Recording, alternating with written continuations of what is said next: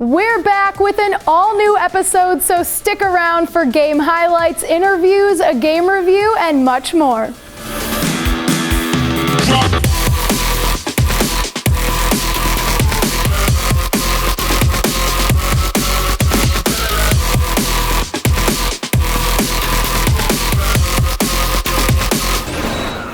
Greetings and welcome to the State Champs Esports show as we kick off our 2021 Spring League of Legends tournament.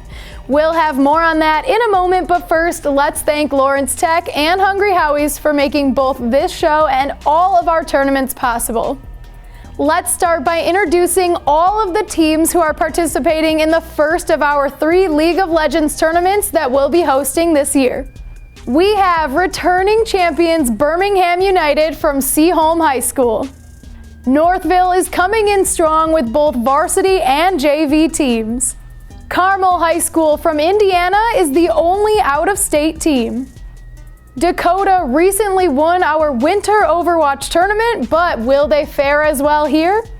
Always in contention is Detroit Catholic Central, so we expect great things from them as well. Returning once again to compete are the Eagles from Linden High School. And rounding out the lineup of teams are previous champs, Troy High School. We are now registering teams for the second Spring League of Legends tournament, which will run from April 11th to the 24th. Our final spring tournament will start the very next day on April 25th. We'll have highlights and recaps from week 1 on next week's show. Now let's meet one of the new recruits to Lawrence Tech's inaugural varsity esports team who made a recent visit to the campus.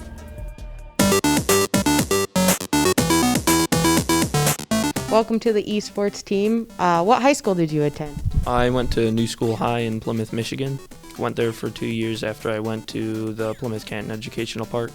Home school was Plymouth, but switched to New School High for a smaller, more comfortable. Tell me about why you chose LTU. Chose LTU because more their approach on where I want to go into. I want to go into game design and make games for a living. I heard a lot of good things about the curriculum for game design here, so that's where I was like, I'll go there. Can you tell me what you're most excited about in joining the esports team here at LTU? Playing against other great players, improving my skills in all games, getting to know more people, making more friends. And also, what game are you looking most forward to competing in? I'm looking most forward to Overwatch. I play a ton of Overwatch. It's one of my favorite games. I'm also looking forward to Valorant too.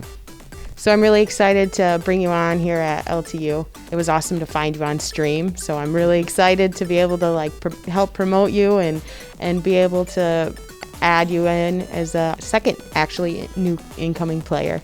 So welcome, Cole, to esports. Thank you.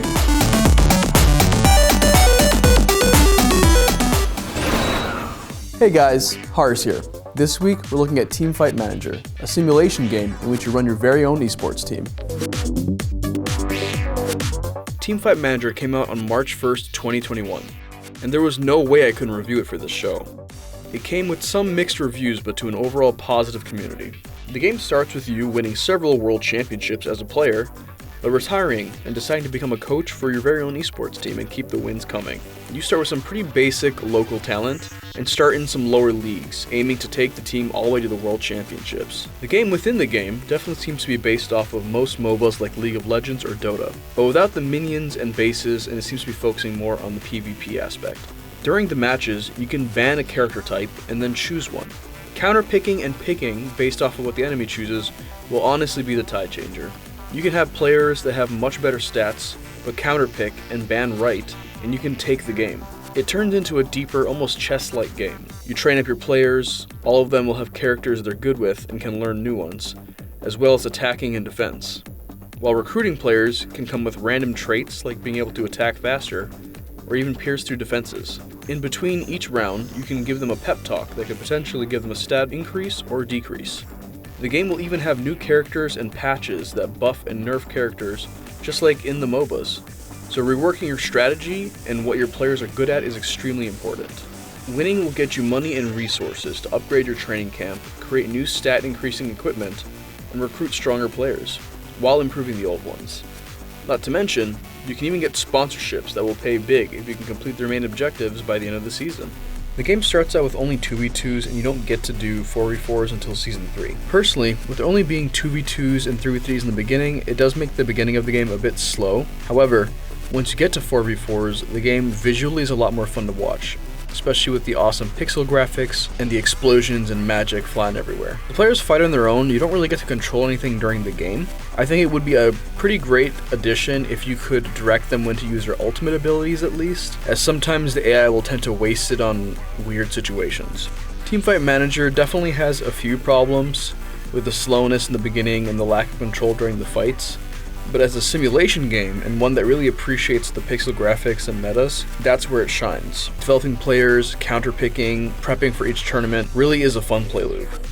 If you're into sim games like Domina or Video Game Tycoon, this one is definitely for you. So you are currently playing in our state champs League of Legends tournament, correct? Correct, yes. Okay, and how would you say you guys are doing right now?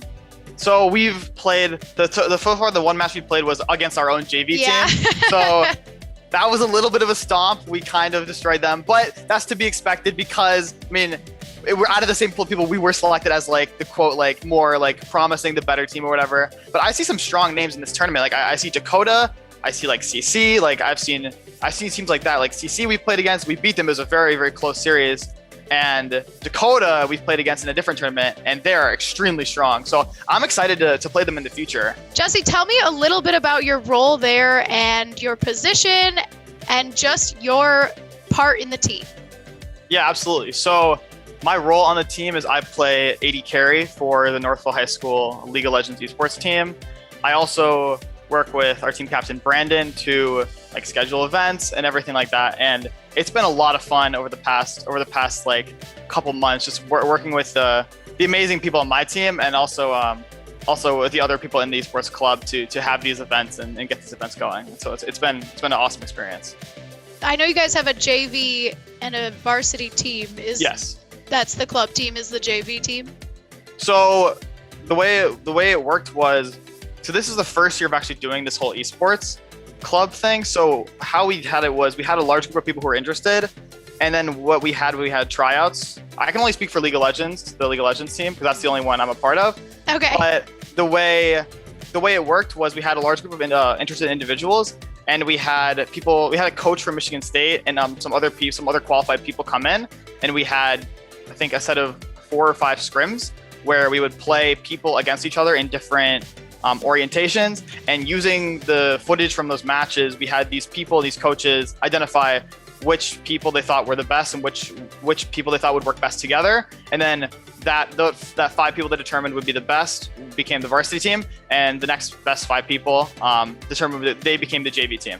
This is the first year we've had a team, and it was just because, we had a group of about 15 people and they were all really interested, and we thought, hey, like we can do this. And we contacted our athletic director. We had the principal was interested in it, and we're like, wow, this could actually work. And so we got that official support from our school, and they've been exceptionally nice throughout this whole process. And that's what really allowed us to have the success that we've had. And it's been a lot of fun personally. That's awesome. I'm so glad to hear that your high school, that Northville, has given you guys more of a kind of stabilized environment to play in. It plays a huge role. I remember when we first started, individually, we're just about as good as we are now, but the team cohesion was not there. I mean, we were all friends and we all played the game, but looking back at our growth from when we first started to now, we've grown so much as a team, and just like the communication that we have now is just is way better. And I think looking back, that's what allowed us to really progress and become better as a team, is because our individual skill didn't increase significantly, but our team cohesion increased significantly. And that's what allowed us to start beating these better and better opponents and start moving up in the rankings. So. Since we don't have any League of Legends highlights for you yet, we went back to our Winter Overwatch Tournament Finals and put together this new recap of the 3rd place match. Loy Norix faces off against Melvindale for 3rd place. They put on a pretty big offensive here in the first set with a well-placed tire and a high noon to clear out Melvindale and take this set. free again. And that is going to be the game. However, Melvindale will take this round, as they were on point in the whole of set 2, and a solid defense in set 3, dodging a just rezzed Reinhardt. Here in round 2, we get a massive 4-kill Nano Blade from Genji, clearing most of the team and giving Loinorix some breathing room with the payload.